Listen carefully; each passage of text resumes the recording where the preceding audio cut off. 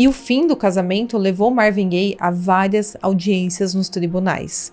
O casal havia se casado em 1963 em uma união que parecia bastante promissora, mas acabou se transformando em um relacionamento bastante tumultuado e cheio de conflitos. A Anna era 17 anos mais velha que ele, porém no começo eles eram bastante apaixonados um pelo outro. E aí, após se casarem, o Marvin e a Anna enfrentaram sérios problemas financeiros e tinham brigas constantes. A Anna era abusiva fisicamente e verbalmente com o seu marido, mas depois de alguns anos é dito que o Marvin começou a conter os ataques de fúria da sua esposa.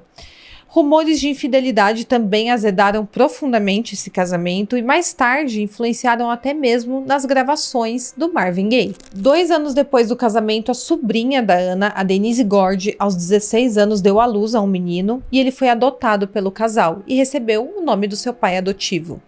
Ele foi chamado de Marvin III. Antes do nascimento da criança, Anna, que tinha 43 anos nessa época, fingiu uma gravidez em público. E essa adoção foi mantida em sigilo e nunca foi confirmado se o Marvin era ou não o pai biológico dessa criança. Em 1973, 10 anos após se casarem, eles se divorciaram e foi uma época bem conturbada, que durou até meados de 75, enquanto ainda tinha audiências para oficializar ali a separação. Mas no fim é dito que o Marvin e a Anna acabaram mantendo uma amizade mesmo após o fim conturbado do casamento. Em 73, o Marvin conheceu a Janice Hunter, de 17 anos, enquanto trabalhava em seu álbum. E isso aconteceu quando a Janice foi até o estúdio acompanhada de uma amiga que namorava com um rapaz ali da gravadora. E logo o Marvin se interessou pela Janice. Ela até serviu de inspiração para o Marvin, para o seu álbum, e eles então iniciaram um relacionamento e foram morar juntos. Primeiro eles foram morar no apartamento de um cômodo do Marvin, fora ali de Hollywood, e depois eles foram para Topanga Canyon. Em 1974, o casal teve a primeira filha, chamada Nona Aisha, em Los Angeles, e o filho Frank Christian veio um ano depois.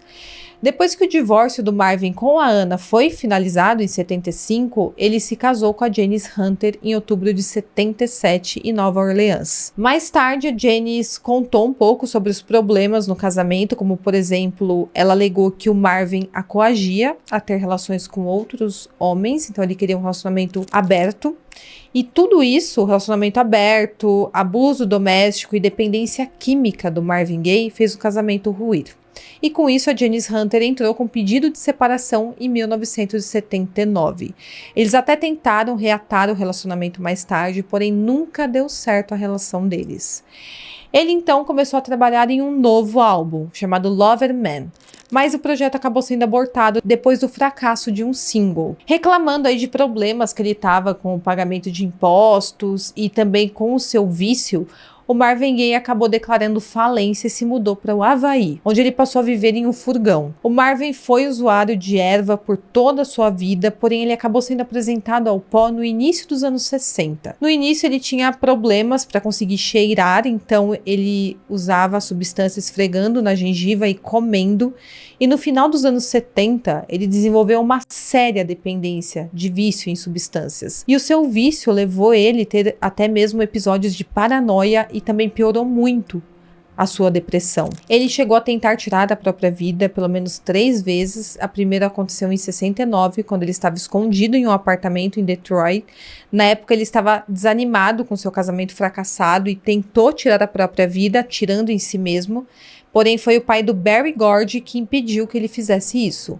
Em 79, ele estava ali em Maui, no Havaí, e ele ingeriu uma quantidade enorme de pó, tentando novamente tirar a própria vida, e ele até explicou esse episódio mais tarde, que havia desistido de tudo porque os problemas eram grandes demais para ele, e ele só queria ficar sozinho e, segundo suas palavras, explodir seus miolos com as suas substâncias.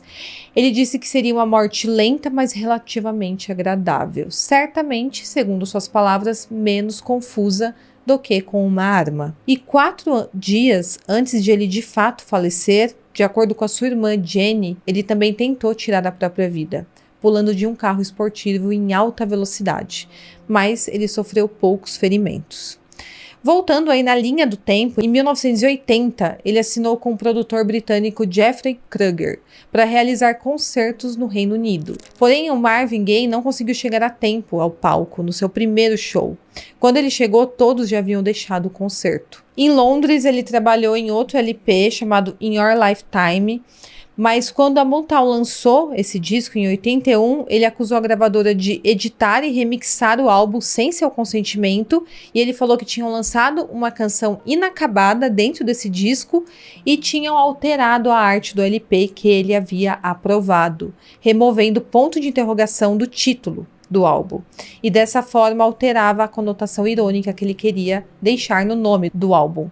Então ele estava tendo muitos problemas ali com a gravadora nessa época, e na verdade ele estava enfrentando uma fase bem ruim na sua vida. Depois de oferecido uma nova chance na Bélgica, o Marvin se mudou para lá ainda em 81, e ele ainda estava bastante perturbado pela decisão precipitada da Motown em lançar o seu álbum. E com isso ele acabou negociando sua saída da gravadora e assinou com a Columbia Records no ano seguinte. Em fevereiro de 83 ele fez uma apresentação memorável no All-Star Game da NBA interpretando o hino nacional dos Estados Unidos, e depois ele embarcou em uma turnê pelos Estados Unidos divulgando seu trabalho. Terminando a turnê em agosto de 83, ele estava completamente atormentado por problemas de saúde mental. Ele teve várias crises de depressão e de pânico, e uma das vezes que ele tentou tirar a própria vida foi em uma dessas situações. Ele até mesmo chegou a usar um colete à prova de balas durante as apresentações, e contratou guarda-costas com pistolas carregadas porque ele achava que alguém queria tirar a vida dele. Ele estava tendo episódios de mania de perseguição, e aí quando acabou a turnê ele decidiu se isolar e voltar para a casa dos seus pais para cuidar da sua mãe, que havia passado por uma cirurgia, e para se refugiar ali em uma zona de conforto, que deveria ser uma zona de conforto. Conforme eu falei, ele estava vivendo um período muito conturbado. Ele havia retomado o uso de substância após um tempo de abstinência, e no Natal de 1983 ele presenteou seu pai com um revólver, principalmente porque ele continuava paranoico com a segurança dele.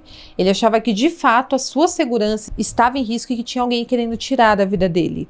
Essa arma ficou guardada no quarto do pai dele, e enquanto isso, a relação entre os dois, com o tempo de convivência, voltando a morar juntos, começou a piorar muito, com brigas muito frequentes. E tudo isso nos leva a 1º de abril de 1984, quando uma briga se iniciou na casa da família. Tudo começou quando Marvin e a sua mãe Alberta, de 71 anos, estavam conversando no quarto dele, que ficava no andar de cima do sobrado da família em Los Angeles.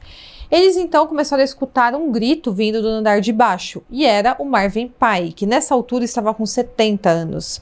Ele estava muito bravo porque ele não conseguia encontrar algumas cartas que faziam parte de uma apólice de seguro da casa, e ele ficou gritando para sua esposa, que estava no andar de cima conversando com o filho. O Marvin ficou irritado com o tom de voz do pai e disse para que ele fosse até o andar de cima para que a mãe pudesse entender o que ele estava dizendo. E quando o Marvin pai entrou no quarto do filho, ele berrou com a sua esposa mais uma vez. Diante disso, o Marvin Gaye filho começou uma discussão com seu pai, falando que ele não deveria falar assim com a esposa. Depois disso, uma discussão barulhenta se seguiu e o Marvin mandou que o pai saísse do quarto. O pai se recusou e a briga virou corporal.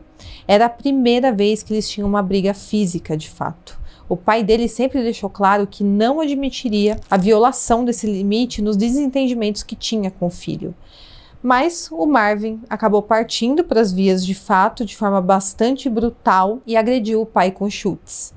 Os dois foram separados pela mãe, que levou o filho novamente até o quarto e tentou acalmá-lo.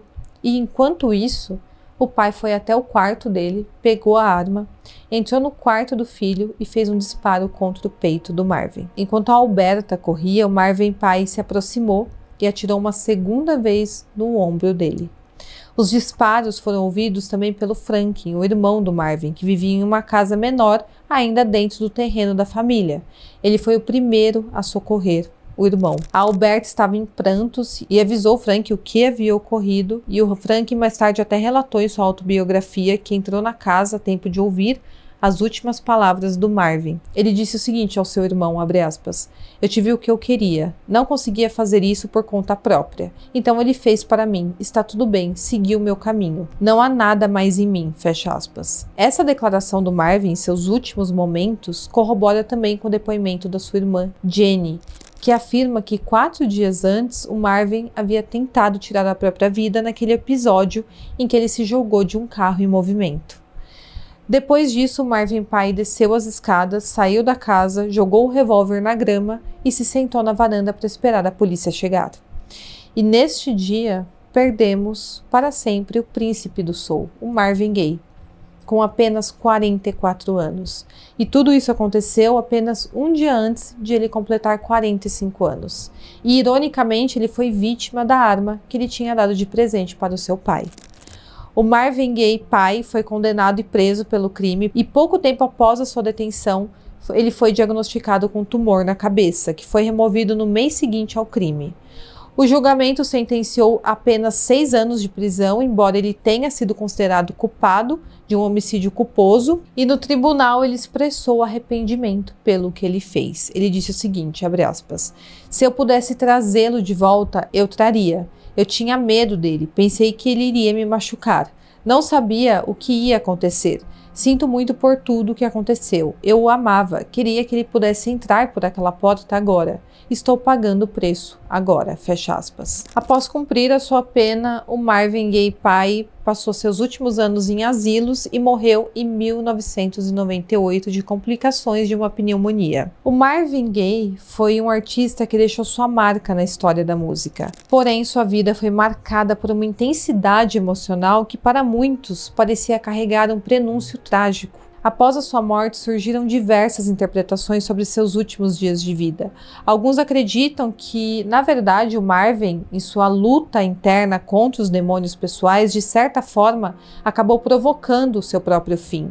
Existem relatos de que ele teria incentivado a discussão com o pai e até mesmo se recusado a se proteger durante os disparos, buscando de forma talvez inconsciente, um fim para o seu sofrimento. É uma reflexão sombria, mas que levanta uma questão importante. Quantas vezes os maiores talentos que o mundo já conheceu carregaram dentro de si um peso insuportável? Independentemente das circunstâncias, o Marvin Gaye deixou um legado na música que com certeza continuará inspirando gerações.